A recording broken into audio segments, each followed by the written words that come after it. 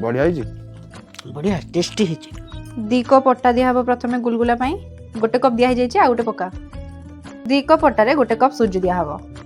से दिया हबो 1 कप चीनी 1 चमच पान मधुरी दिया हबो 2 पिंच लूण दिया हबो 1 फुल चमच तेल दिया हबो से हमर आउ टिके तेल दरकार हैला तो टोटल 2 चमच एठी तेल दरकार होची कहया को गले जदी ताकू पापुली रे मुठा कला पर एम्ति पूरा गोटा हेकी रहथिबो ताहाले जानिए बढ़िया से खास्ता दिया जाइए खास्ता दे साला पर से हाफ टेबल स्पून खाइबा सोडा दबा तापर से दरकार अनुसार पानी दे देकी बेसी पानी हबनी कि बेसी टान जेमती हबनी रोटा सेई भलिया पानी देबे जो मेजरमेंट कप रे आपण सुजी आ अटा नै सेइथिरे 1 कप पानी नेले पूरा भागमा पूरा ठीक हबो तो सेतिकी देखि एई भलिया कंसिस्टेंसी रो डो बनै दे 15 मिनिट पे ताको एम्ति घोड़े की रखि दबा तो एबे ताको काढी दबा तेल हाथ हेकी ताको टिके भलसे चकटी दबा 2-3 मिनिट पूरा रफली ताको गुळा करिवे एते बेसी पूरा पालिश करके करिया दरकार नाही एठी हमर सब गुलगुला एबे रेडी हे गला पास्ता को एबे हमें छाणीबा एठी तेल एबे हमर मीडियम हाई गरम हे जाईची गुलगुला को एठी एबे पके दबा सब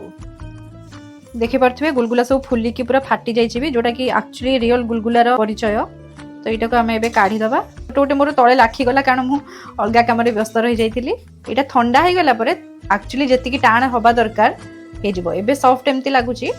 टिके समय रखी देला परे पूरा परफेक्टली गुलगुला जेमती हबा कथा सेमती टाण हे जिवो एठी देखि परथिबे हमर सुंदरिया गुलगुला बनि की पूरा रेडी भागी देखिलो टे केते सुंदर हेची वाह बाहर देखि परथिबे पूरा खास्ता हेची आ भीतरटा पूरा नरम हेची।